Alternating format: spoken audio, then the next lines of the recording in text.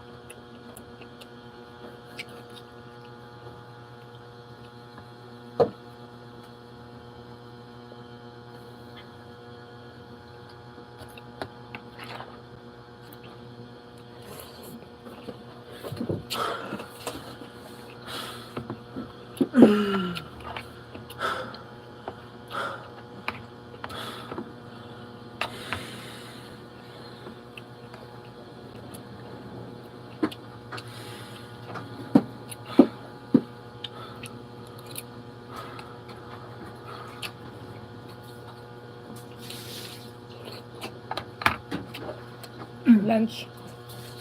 Magigising ko lang mga beshi. Time was is alas 2 na ako nag-lunch.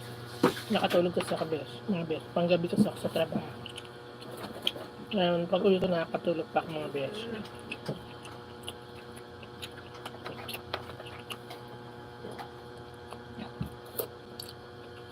Ang daming nagpa-BP sa amin kagabi ng pasyente.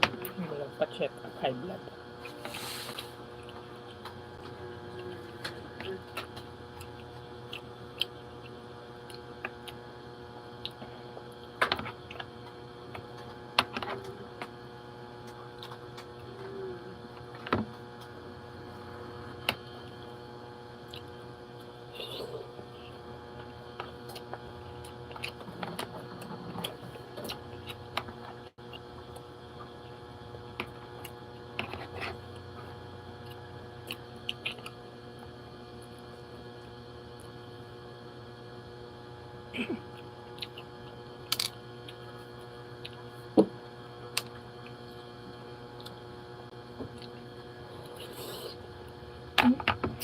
Nakuha akong bato mga beshi.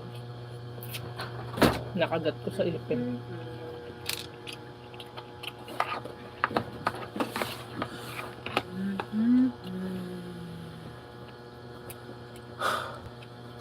Ay mga beshi. Good afternoon.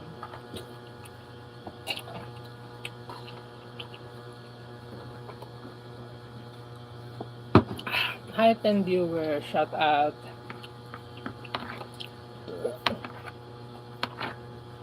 How are you all mga beshi?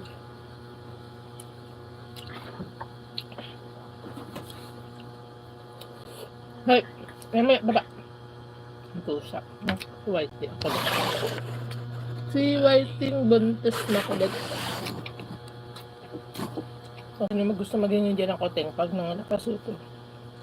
Para naka-reserve na sa inyo yung koteng. Yung gusto ng koteng. May lahi pang puti. Pero siya.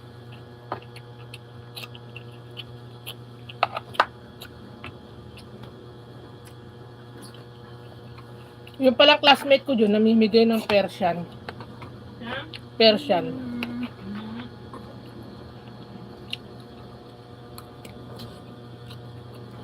Pusa. Wala din yung namimigay na hindi ko lang nabasa kaagad din. Nakahingi sana ako.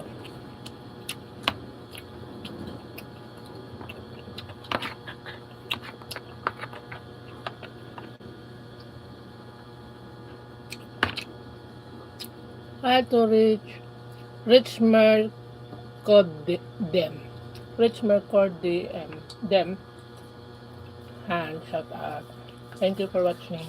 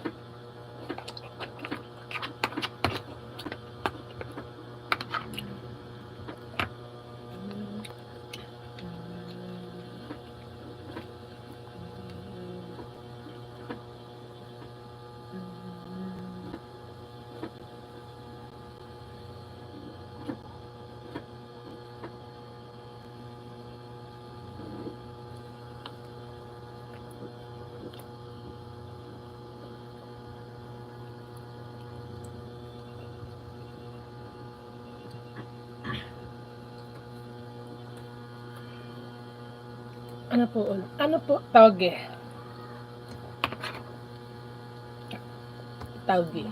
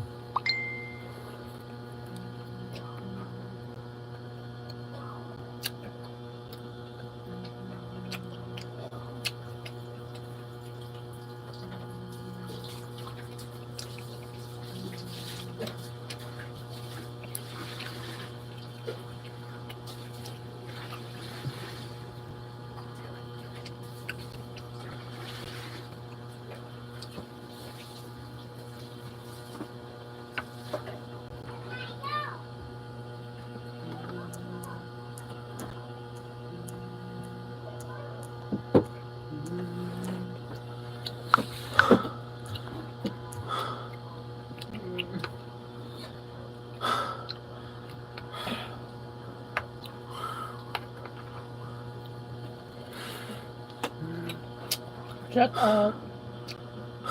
Tawge na may tokwa. Saka may hipon.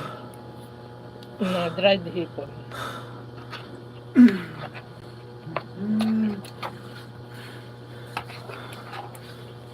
Malasa.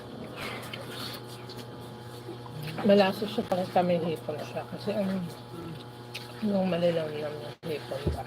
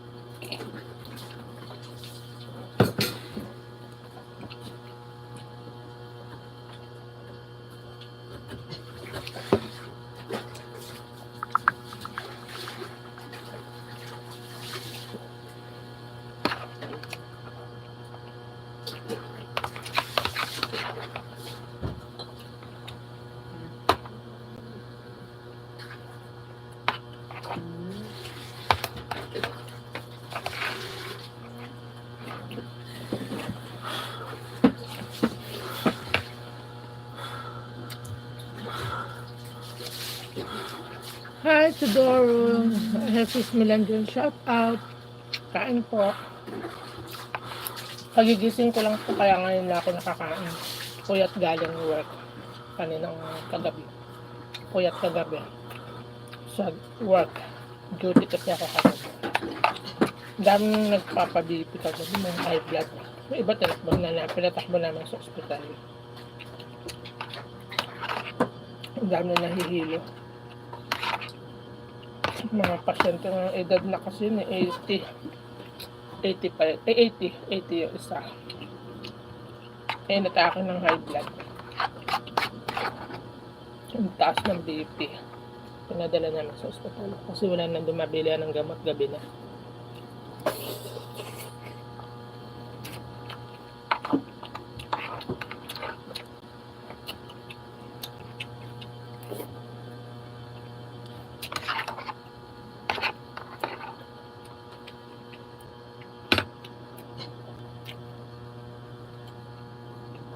Nagasan ka po. Aking avid fans.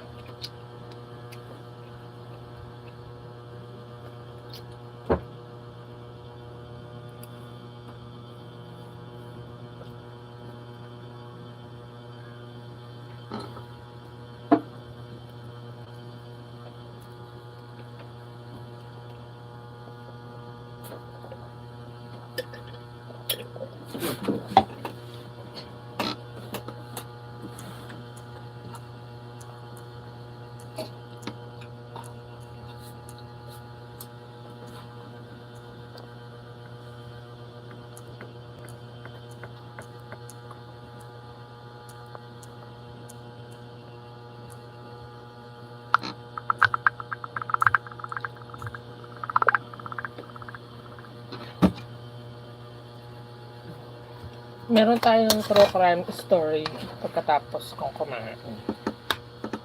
Ang maganda yung istorya niya na okay naman yung istorya. Kapanabik. True crime siya. Kasi ano siya, mahilig ako sa mga true crimes. Parang siguro dahil kaya mahilig ako sa true crimes. Gusto ko nang magpulis. Sabi ganun. Ay, pinapasok ako ng pinsan ko magpulis. Ano kasi yun chief police. Police chief. Chief of police. Sabi ko dun kay Kuya Jojo ko, baka pwede magpulis dyan. Sabi ko. Sabi ng pinsang ko,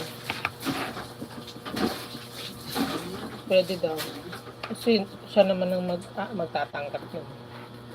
Hindi naman naarap sa mga staff.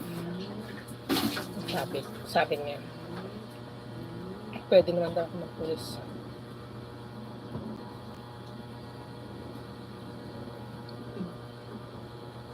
Kasi, para matapang na matapang. Pag pulis matapang. Di ba mga guys?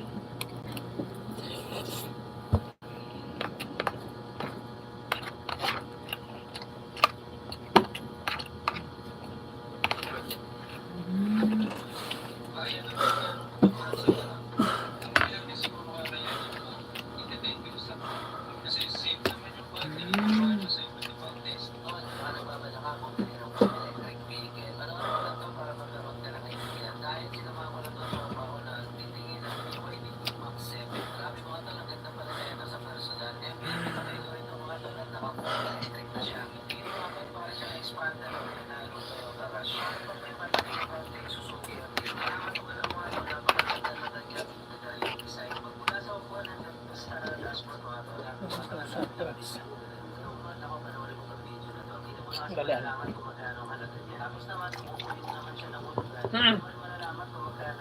Ayan nga. Ayan, meron ka na ha. Meron ka gano'n na sa'yo. May gawin mo na naman yung sa akin.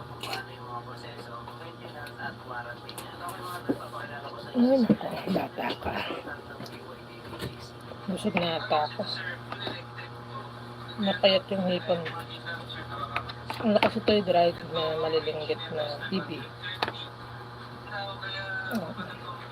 Masarap yung may laman na drive. Kaya lang naubusan yung tindero.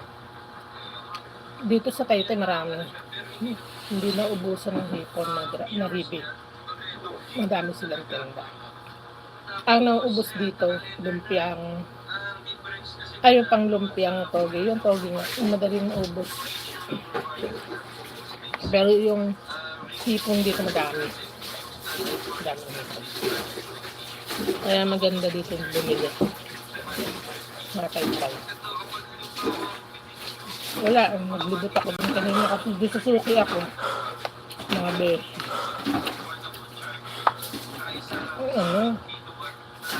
Walang hipon. Nahibi. Yun.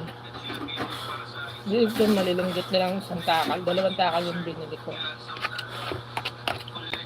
10 lang isang takal mga besh. 5 Hindi masarap yung mga gulay pag walang hipon.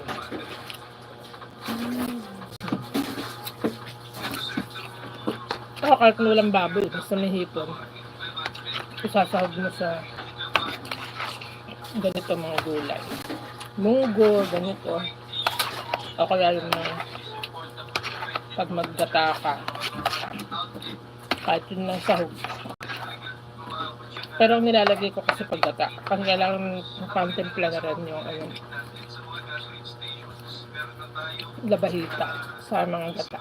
Bawa, puso yung saging, langka, saka yung labong.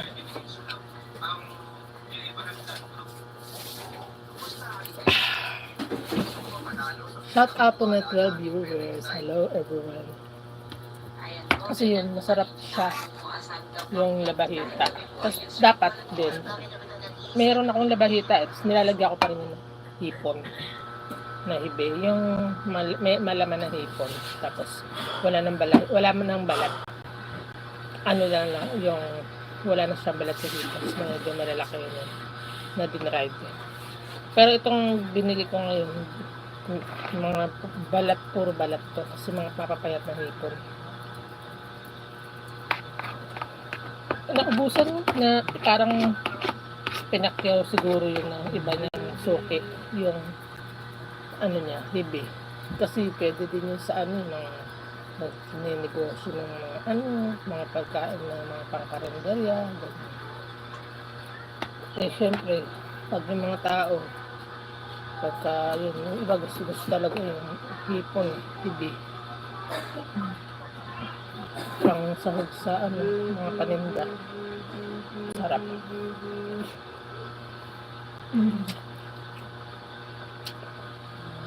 Masarap din kasi sa palabok. Kahit bihon, pansik bihon, masarap.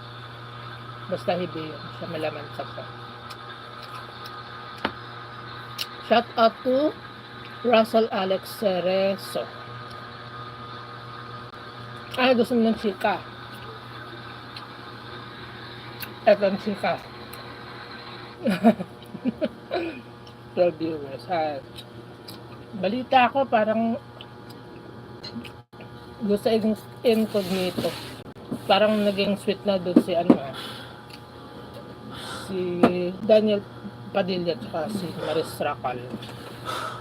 Diba? Yun ang balita. Chismis. Napapanood ko sa TikTok. Sweet na.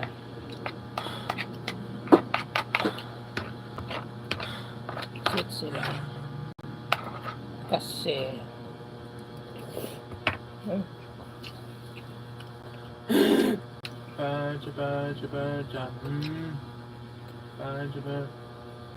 humba.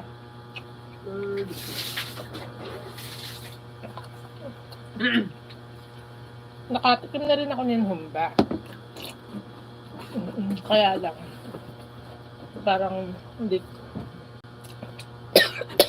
familiar sa akin sa YouTube. Ang alam ko yun, parang manak ata, manak diba?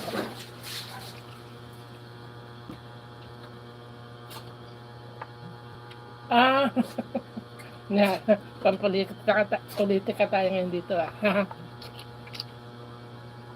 Humba na kinain ni Harry Roque. Saan dun sa sa New Zealand. New Zealand ba yun? Dun ba nakakit si Duterte?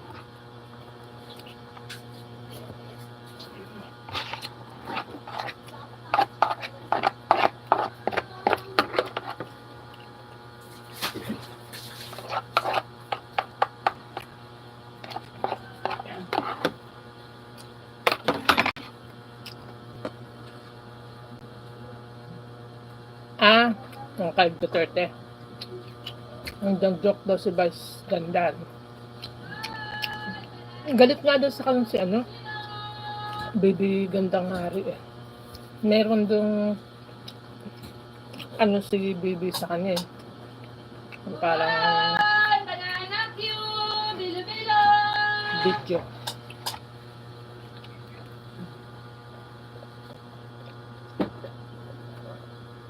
Napanood ko yun sa bito.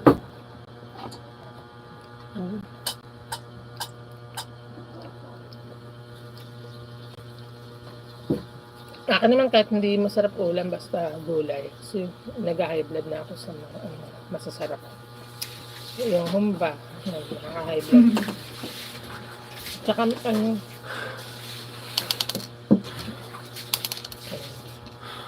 ito kasi nakuha kong bato dun sa toge. Buti hindi na buong iisip ko. Goodbye potential. Thank you for watching. Pag may mga alam pa kayong chika sa chikadora, sabihin niyo sa akin. Actually ako na may mga nababalitaan pa ako marami. At yung kasi yung latest news.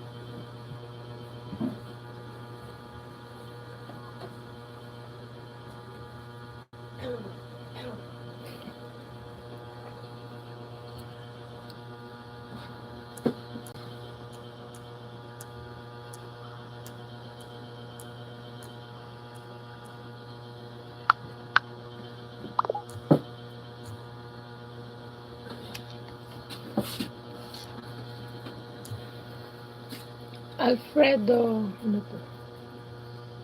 Camuro, shout out, hi, welcome here in my live stream, and thank you for watching. Shout out to Alfredo Camuro. And where are you from po, sir? Thank you for watching live in my live streaming, and please subscribe. Kasi yung mga nanonood sa akin dyan, mga puro nakapag-subscribe na yan. Kaya kada meron akong vlog, live streaming, yan, nandiyan, automatic na yan sila nandiyan. Mga ko yan, avid viewers.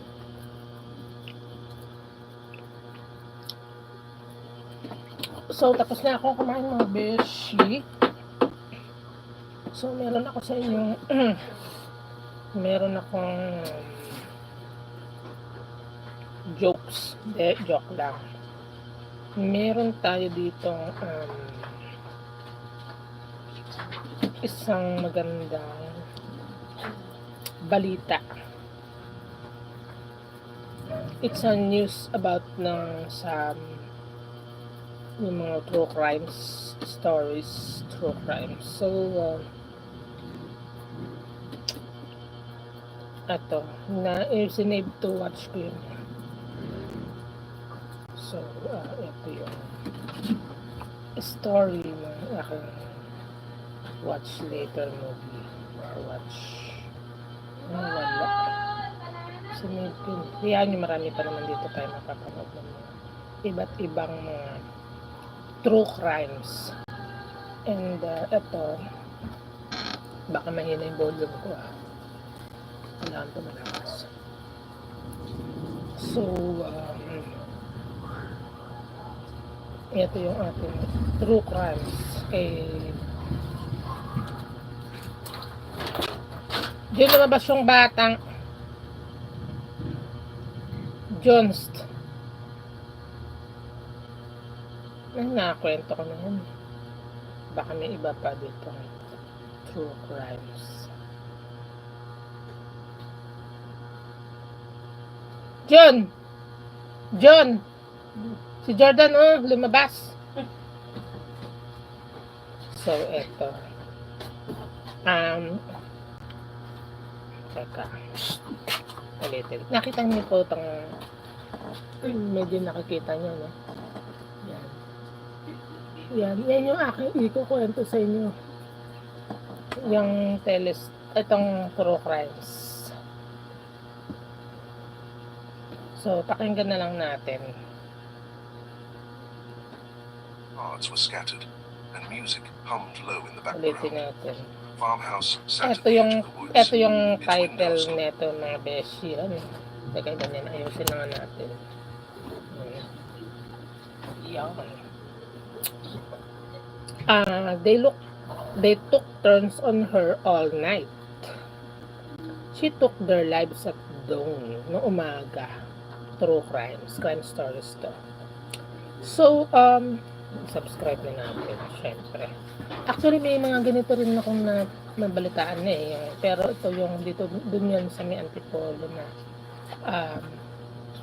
ano kasi ito eh, yung tungkol sa bakery.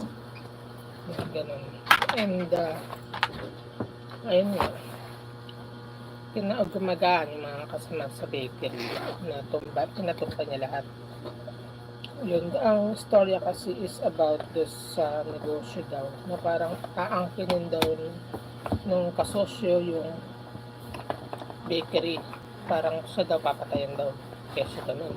Kaya nung birthday daw niya, plinano daw niya na patayin na lang yung mga kamag-anak ng kasosyo niya kasi kaysa daw siya ang patayin ng mga kasama niya. Parang nabaliw ata din na plano yung kasosyo ng tinda sa bakery. Dun sa Kogyo nangyari.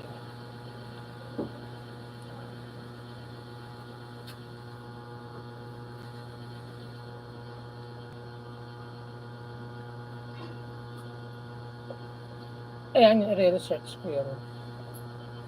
Mga beshi.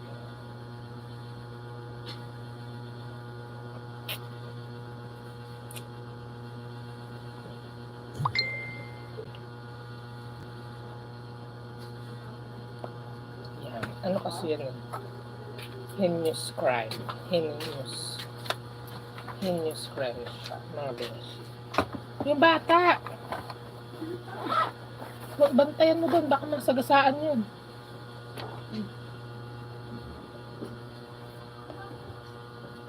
Papakinggan na lang natin itong ating topic for today.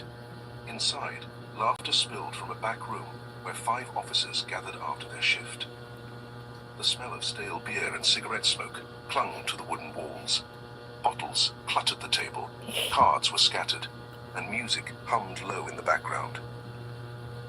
Jake, Marcus, Donnie, and Ray were veterans of the force, each hardened by years on the job. Beside them sat Vanessa Hart, the newest addition. She was striking, dark hair, sharp eyes, and the kind of presence that could silence a crowded room. The men teased her, raised their glasses, and welcomed her into what they called their private tradition. But Vanessa smiled only faintly, hiding the storm beneath her calm surface. She had been with the department for 6 months, long enough to understand its secrets, long enough to earn their trust. Tonight, she was the only woman among them, the center of their attention. They poured drinks, told crude jokes, and waited for her to loosen. As the hours passed, the men grew bolder. The tone of their words shifted from playful to possessive. They circled her with hungry eyes, feeding off each other's confidence. Vanessa laughed softly, masking her disgust. Her mind far away, on the face of a boy who once called her sister, A boy whose life ended too soon on a roadside, his bruises dismissed as resistance. By the time midnight crept in, the farmhouse was heavy with heat and intoxication. The men thought it was their night of conquest. For Vanessa, it was only the beginning. Her plan was already in motion. She was there not for pleasure. Vanessa poured another drink, her hands steady though her mind burned. The men were loud now, their laughter echoing off the farmhouse walls. Lasing na yung mga kasama niya. Jake told a story about a suspect who begged for mercy. The others roared with approval, slapping the table, but Vanessa's jaw tightened. She remembered her brother Micah, 17, thin and gentle, begging in his last moments while these same men ignored him. Her thoughts drifted back 2 years. She had been at college when the call came. Accident, they said, resisted arrest, but when she saw Micah's body, she knew the truth. Bruises laced across his chest, ribs broken, taser burns still fresh. No drugs, no weapon, no charges, just a boy left dead on the pavement. The report had 4 names signed at the bottom: Jake, Marcus, Donnie, and Ray. Each had testified he fought back. John, tapos na Each ako. had John! sworn under oath it was justified. Ito, ilipat mo na And the sa, department, desperate to malukong protect its ayun, own, ay sa closed the case in kaserola. less Ito than yung a ata week. yung kaserola, oh. Vanessa screamed, protested, Sasabunin mong mabuti. demanded an Ayun. investigation, Ba't but no one napunta yun listened. dun? Ito. The city forgot Micah. The papers didn't print his name. She didn't forget. That night at the farmhouse, she hid her fury behind a careful mask. She had worked for this moment, enduring months of fake smiles and forced camaraderie. The badge she wore had been her weapon, her disguise. Tonight, at last, her role as the obedient rookie would end. The men thought her laughter was real. They thought her presence was a prize. They thought she was theirs. But Vanessa's silence was sharper than any blade. Each chuckle she gave, each drink she sipped, was just another step closer to dawn, closer to the reckoning they never saw coming. The hours bled together in a haze of liquor and sweat. The farmhouse, isolated and hidden, became a cage of laughter, lust, and cruelty. The 4 men passed jokes, as if they owned the night, and soon they acted on the hunger that had been growing since Vanessa joined their ranks. One by one, they came to her. Jake first, his grin wide, his breath sour with whiskey. Marcus followed, quieter but just as vile. Donnie was rough, Ray desperate. They laughed, they jeered. They treated her not as a colleague, but as something disposable, something to share. They thought it was fun, Parang gusto their siyang twisted wrecking. bond of brotherhood sealing their crimes. Vanessa endured in silence. Every touch, Vanessa. every smirk carved her deeper, but she let them. She let them Ayan si believe she Vanessa. was broken, compliant, too drunk to Parang resist. gusto ng wrecking. In Mga truth, kasama. she was Kasi siya lang memorizing babae. every second, engraving it into her mind so when the time came, her vengeance would be absolute. Outside, the fog thickened across the fields. The night air was cool, silent, in contrast to the furnace inside the farmhouse. The clock ticked steadily toward dawn, but the men hardly noticed. By 3 a.m., their movements slowed, their voices slurred, the room heavy with exhaustion. Vanessa slipped away briefly into the small kitchen, splashing cold water across her face. In the reflection of the cracked mirror above the sink, she didn't see the rookie cop anymore. She saw Micah's sister, the girl who once wept herself to sleep, now hardened into a woman forged from rage. She returned to them, smiling faintly, pretending. They didn't see the shift in her eyes. They didn't hear the countdown already in her mind. Dawn was approaching, Sobrang dami ba and nung with nabili it, ko? their judgment. Hindi pwede yung By 4 a.m., merienda the rin. farmhouse had gone quiet. Tama, kala ko Bottles were empty, the ashtrays overflowing. The men sprawled across couches on the Merienda floor, rin. half dressed, Gusto half mo asleep, bumili? Ay, their ito pa. snores heavy Gusto with mo bumili ka ng lumpiang... stagnant liquor, sweat, and Hindi, smoke. masarap yan sa lumpia. Vanessa sat upright in a wooden Rapper. chair, fully dressed, her back Mamaya straight, na. her hands steady in her Meron lap. marami ako mantika. She hadn't touched Pakitaan her mo na lang. drink for Ayun, hours. pantakip. Alam niya, Her bibili ka ng mind was lumpia razor rapper. sharp, Parang every mga nerve krito. humming with purpose. She had waited 2 long years for this morning. She Kasi reached into masarap her yung jacket inipon and yun. pulled out a Pwede small i-prito. photograph, Masarap. its edges worn from the constant folding and unfolding. Micah's face smiled up at her. 17, full of life, dreams in his eyes. She pressed the photo against her lips, whispering, "I didn't forget you." Her hand moved to the gun resting beneath her coat. She had cleaned it earlier, loaded it with precision. The weight of it grounded her, cold and metallic, as if her brother's voice echoed through the steel. From the couch, Jake stirred and muttered something incoherent, then rolled over. Vanessa's eyes narrowed. He had been the loudest the night Micah's case was dismissed, smirking as the judge read the words Wala justified. tayong audience. She remembered the sound of his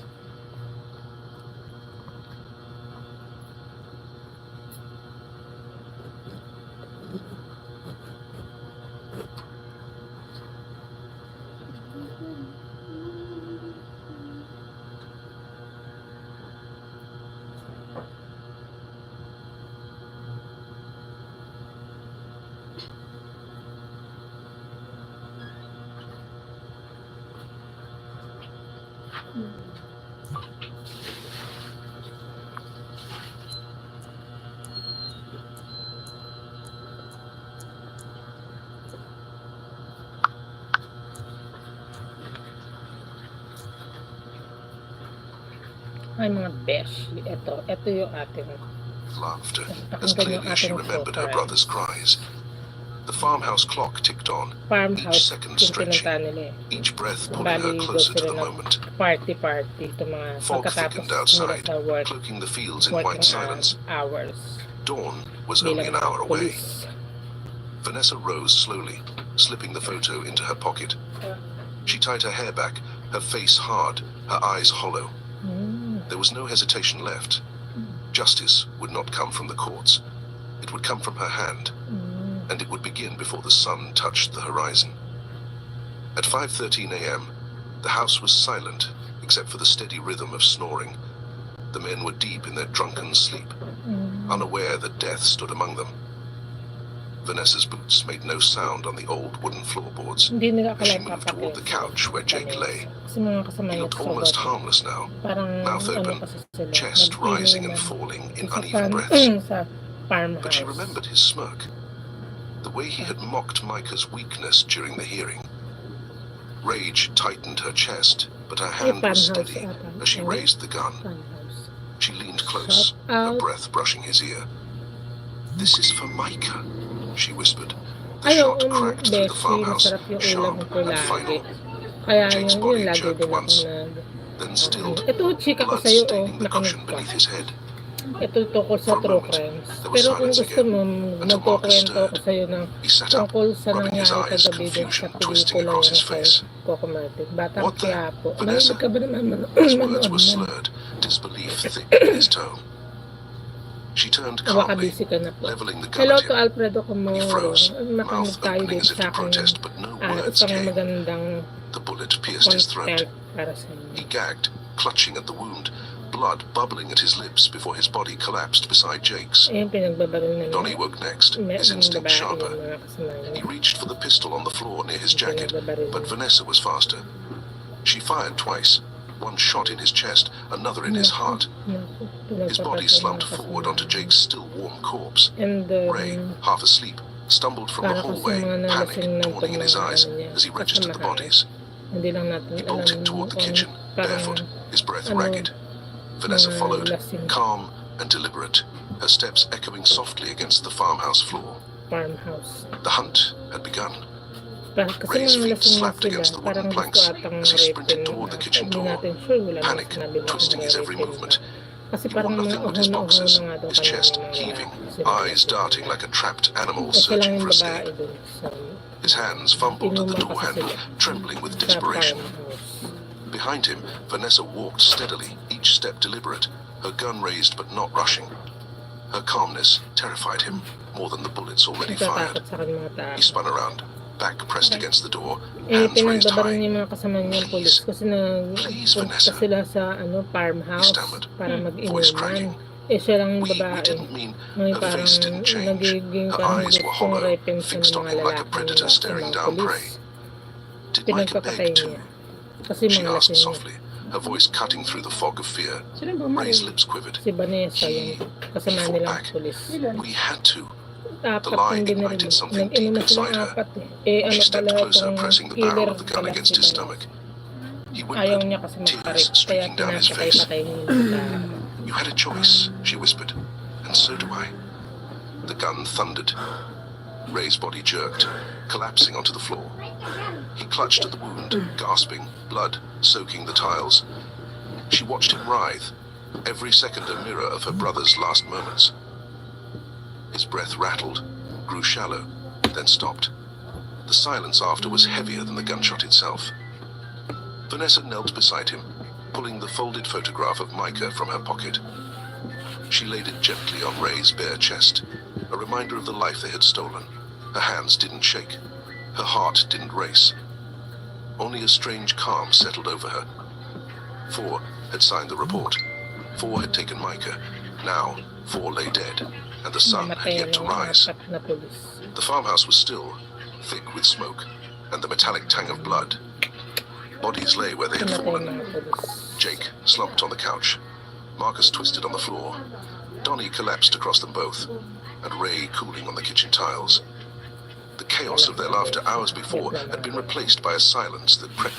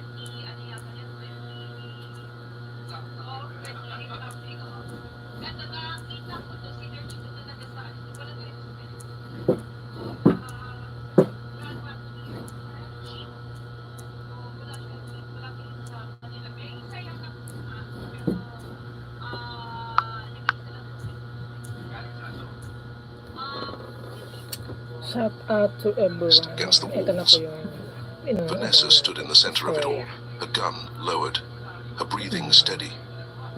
She felt no triumph, no wild rush of revenge, only a heavy, hollow calm. The men were gone, but Micah was still dead. Nothing could change that. She walked to the wooden kitchen table and set down her badge. The small metal shield glinted faintly in the dim light, the symbol of a system that had failed her brother, the very emblem of the corruption she had infiltrated. Beside it, she placed the folded photograph of Micah, the one she had carried like a talisman for 2 years. On the back, written in her neat handwriting, were the words, "Justice was never given to him, so I took it." She signed it with a single initial, 5th for a long moment. She stood staring at the items. Her career was over. There was no going back. But she hadn't joined the force for a career. She had joined for this night. The first hints of dawn crept through the window, a pale light cutting across the blood-stained floor. She holstered the gun, pulled her hood over her head, and stepped toward the door. Behind her, the farmhouse held the truth. 4 officers dead, their sins finally answered. Ahead of her, the fog waited, swallowing her as she walked into the mist. Vanessa Hart no longer existed. Only the legend remained. By mid-morning, the farmhouse was swarming with flashing lights. Patrol cars lined the dirt road, radios crackled, and crime scene tape fluttered in the breeze. Officers moved in and out of the house with stiff, uneasy steps. The air carried the weight of something too grim to joke about, too shocking to ignore. 4 bodies lay covered beneath white sheets. Jake, Marcus, Donnie, and Ray, veterans of the force, men considered brothers in blue, now reduced to case numbers, evidence tags, and bloodstains.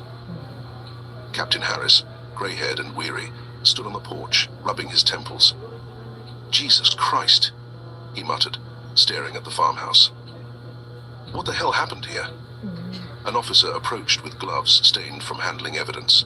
Sir, we found this on the table. He held out a clear evidence bag containing Vanessa's badge and the folded photograph. The captain took it, his eyes narrowing as he read the note on the bag. His jaw clenched. Vanessa Hart, he whispered. The name spread quickly through the ranks, whispers echoing from car to car. Vanessa had been the promising rookie, sharp and fearless. Now she was the prime suspect in the most devastating scandal the department had faced in years. Reporters weren't far behind. By noon, news vans parked along the dirt road, cameras pointed at the farmhouse, microphones shoved toward every uniform. Questions rang out. Was this a betrayal? A cover-up? What motive could she have had? But among the chaos, one young journalist uncovered something buried in old archives. An incident 2 years ago involving a teenager named Micah Hart. No charges filed. Cause of death, resisting arrest. Officers involved, Jake, Marcus, Donnie, and Ray. The connection was undeniable. And the story was about to explode. The headlines hit the city like a thunderclap. 4 officers slain. Rookie cop Vanessa Hart missing. Every news channel carried the story, each spinning its own angle. Some painted Vanessa as a cold-blooded traitor who slaughtered her own. Others whispered about her brother, the long-forgotten name suddenly resurrected. Micah Hart's photograph appeared on screens for the first time in years. His school portrait, crooked smile, hopeful eyes, flashed beside grainy crime scene photos leaked from the archives. The public gasped at the bruises, the taser burns, the fractures. Talk shows debated endlessly. Was Vanessa seeking justice, or was this calculated murder? One host demanded. Protesters gathered outside the precinct, holding signs, "Justice for Micah and who protects us from them." Inside the department, chaos reigned. Files once buried were dragged into the light. Captain Harris ordered silence, but reporters swarmed, demanding answers about the old case. Why had it been closed so quickly? Why had Micah been branded a criminal when his record was spotless? Why had 4 decorated officers walked free? Among the rank and file, loyalties fractured. Some called Vanessa a monster, betraying the badge and spilling blood. Others, quietly, admitted they understood. They had seen cases swept under the rug before. They had seen boys like Micah vanish into paperwork. Meanwhile, Vanessa herself was a ghost. No sightings, no trail, only rumors. Some claimed she fled the state. Others said she'd been seen at a bus terminal, hood drawn low. A few whispered of something stranger, that she wasn't running at all, but watching, waiting. For the first time, the department wasn't in control of the story. Vanessa had forced their sins into the open, and the world was listening. Within days, Vanessa Hart's name was everywhere. Posters with her face, half official wanted bulletins, half street murals, appeared across the city.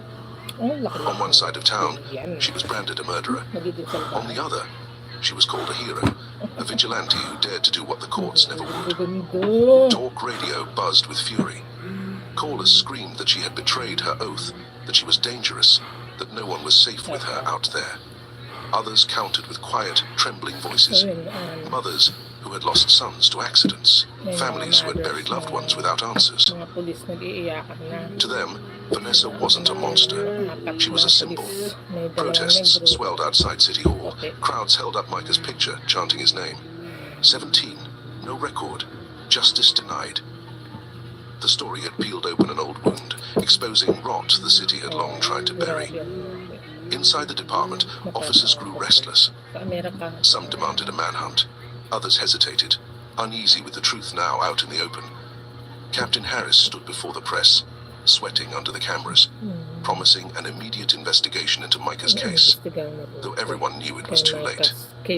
Reporters hunted down Micah's old teachers, neighbors, even his childhood friends. They painted a picture of a boy full of dreams, whose only mistake was crossing paths with 4 men who believed themselves untouchable.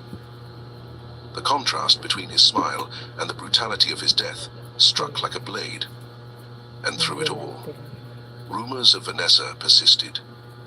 A woman in a black hoodie seen near police memorials. A candle burning at the site of a traffic stop. A whispered name left scrawled in chalk mica. The city was no longer united under the badge. It was split, torn between law and justice, order and truth. And Vanessa stood at the heart of it. Federal agents arrived within a week, their black SUVs lining the precinct parking lot. The city demanded answers, and local law enforcement could no longer be trusted to police itself. Files were seized, computers copied, and every officer tied to Micah's case was questioned under oath.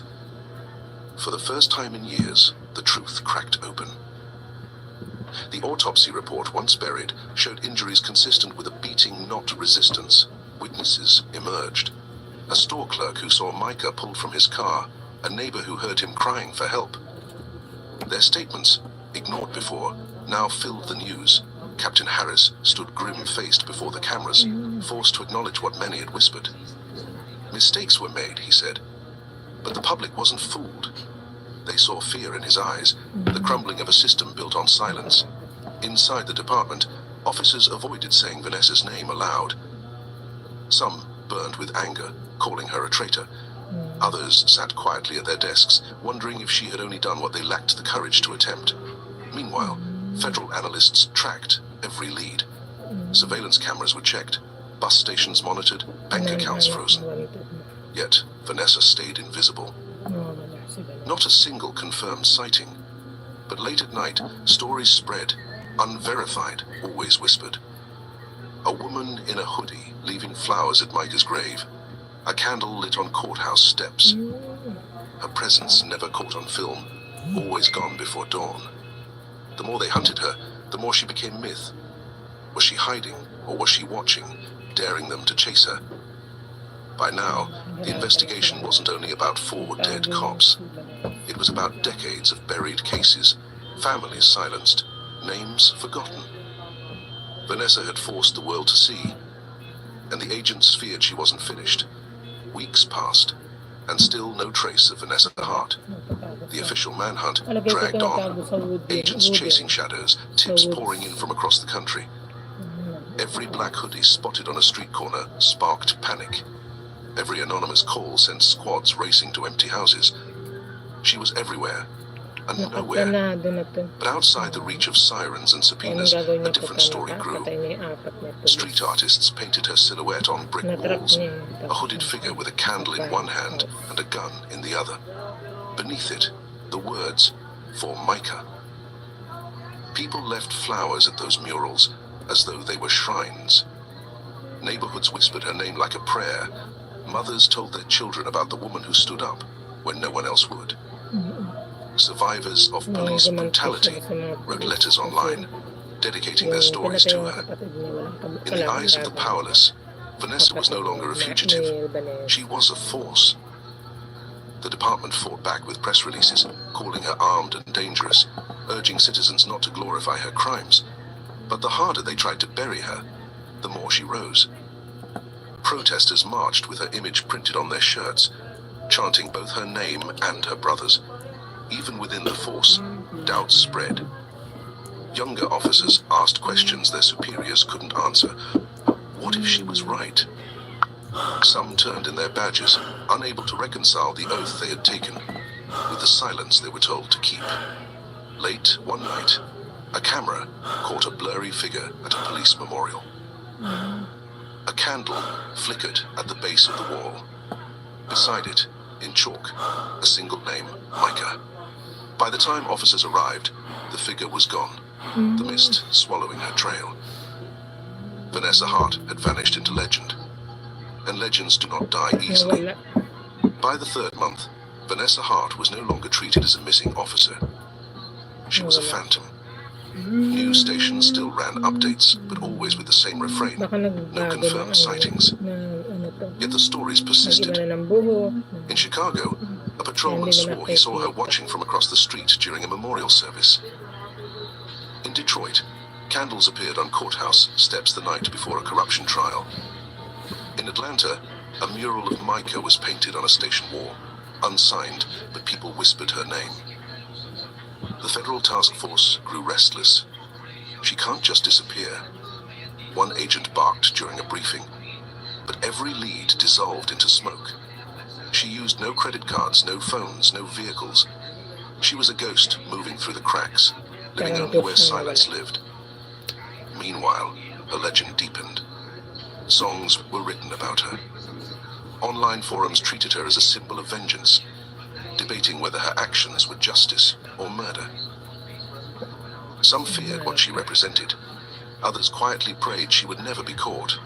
Inside the department, morale crumbled. Officers avoided late-night farmhouse gatherings. Jokes that once glorified brutality stopped. Every badge felt heavier, every case file more dangerous.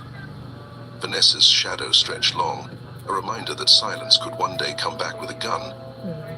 One evening, a retired officer who had known Micah's case spoke to a reporter. His voice trembled. "She's not running," he said. "She's watching. She'll never let them forget." That night, outside the precinct, a candle burned by the wall of fallen officers. A folded photo rested beside it. Not Micah this time, but Vanessa herself, smiling in uniform. On the back, 4 words: "The dawn never forgets." When officers arrived, the candle was still warm. She had been there. The city awoke to silence. Not the calm of peace, but the sharp hush of anticipation, like the pause before thunder. That morning, every precinct in the state found the same package waiting at their doors. Inside each, a single file, unredacted reports of Micah's murder, transcripts of the farmhouse conspiracies, names and dates, written in Vanessa Hart's precise hand. Every secret laid bare. The leaks hit the media within hours. Networks scrambled to confirm, but the evidence was undeniable. Judges, lawyers, officers, dozens implicated. The farmhouse circle was no longer a rumor. It was fact. Panic gripped the force. Some officers resigned overnight, others lawyered up. Politicians scrambled to distance themselves. Protesters surged into the streets, chanting Micah's name, waving signs with Vanessa's face stenciled beside words like justice and truth. And yet, amid the chaos, no one knew where she was. That evening, at sunrise's edge, a figure appeared atop a courthouse roof. Some swore it was her, standing tall against the glow, a shadow in the new light. Others claimed it was only imagination, a city desperate to believe. Cameras tried to capture her, but no photo was ever clear. She never turned herself in. She never reappeared in public. But her message lived on. The farmhouse had crumbled, the corruption exposed, and the badge forever stained by what it had allowed. In time, Vanessa Hart became more than a fugitive. She was a story whispered in precinct hallways, a ghost told to rookies as warning and prophecy. And for Micah, his name was no longer forgotten. It was etched into walls, into charts, into memory. As for Vanessa, no one could say if she was alive, or if she had disappeared into the mist forever. But one thing endured. The dawn had come, and it had her face.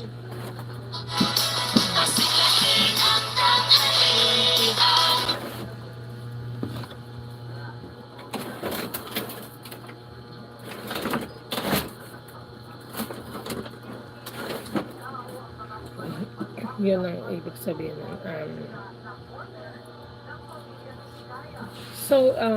Eto po yung ating ngayon.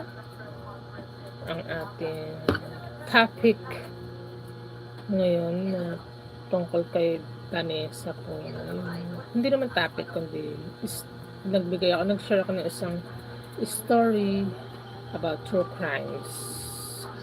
And yun nga, mga beshi, si Vanessa, siya yung suspect dun sa pagpatay dun sa 4 na pulis. Bakit niya napatay yung mga pulis? Kasi mayroon palang case yung mga pulis na atraso dun sa kapatid niya na napatay din, at parang nag-revenge, nagiganti si Vanessa dahil yung si Mika, yung kapatid niya ng lalaki na hinuli ng mga pulis at pinatay ng mga pulis na mga killer. So parang napagtripan lang daw, wala naman daw kasalanan yung kapatid ni Vanessa, parang napagtripan, tsaka mga lasing, naglalasing-lasing, tapos paglasing na yung mga pulis, yun, si Vanessa yung sana bibiktimahin nila, pero na intoxicated na sila, kumbaga lasing na sila, lasing na may hangover, mga lasing na sila, tapos yun doon sila pinagpapatay na ni Vanessa, yung pulis. Doon to nangyari sa Amerika. So yun po yung true crimes na aking share sa inyo ngayon. And after this mamaya sa dinner, meron po tayo isang case true crimes na nangyari na tungkol naman to doon, part 2 naman to, ito naman po ay tungkol naman sa antabayanan nyo na lang to. Stay tuned for this true crime story naman din po sa pagtapos po ng ating mukbang, ay yung tungkol nga po to dun sa teacher na pinatay ng kanyang pupils dahil bagsak sa class, bagsak. So yeah, sa Lanao del Sur po to. Lanao, it's meant to say that sa Mindanao siya, Lanao del Sur. So yun po yung pagkakaantabayanan natin sa susunod na vlog natin mamaya. Yun po. So thank you very much for watching all, and hope you like my live stream today. Thank you sa aking mga viewers na mga nag-watch. Alfredo Camor, shout out. Russell Alex Cerezo, shout out to Teodoro Jesus Milan Jr., shout out to Rich Mercodem, shout out sa'yo. Thank you sa lahat ng mga nag-watch niya, sa aking mga avid viewers. And just don't forget to like, share, subscribe, hit the notification bell para lagi kayong updated sa mga new videos na ina-upload ko para sa inyong lahat. So that's all for now. Thank you again for watching, and God bless us all. Thank you. See you again mamaya. Okay, bye.